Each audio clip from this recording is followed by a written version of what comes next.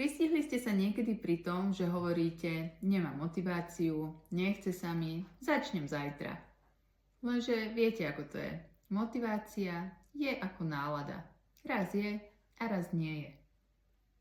Ale disciplína, tá je kľúč.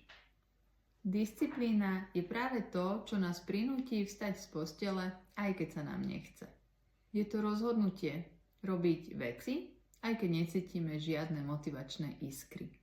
Vieš, keď sa ti chce, tak to zvládne každý. Ale práve vtedy, keď sa ti nechce, si unavený, znechutený, a aj napriek tomu ideš a urobíš to, tak práve vtedy rastieš.